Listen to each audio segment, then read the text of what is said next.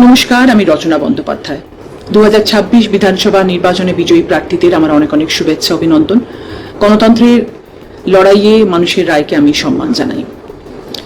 গতকাল থেকে এখনো পর্যন্ত আমার হুগলি জেলার বিভিন্ন প্রান্ত থেকে আমার দলের কর্মীরা আমাকে বহুবার ফোন করেছেন। তাদের উপর নির্মম অত্যাচার করা হচ্ছে,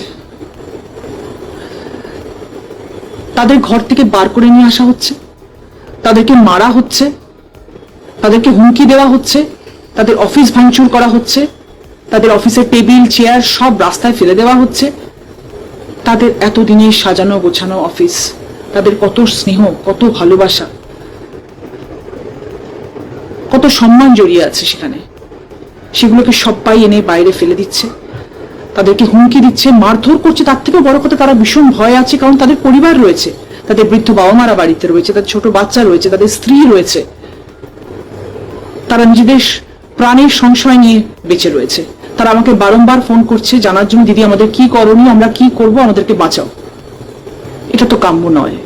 আমরা তো এই রাজনীতি চাই না। আমরা তো সবাই শান্তিতে থাকতে চাই।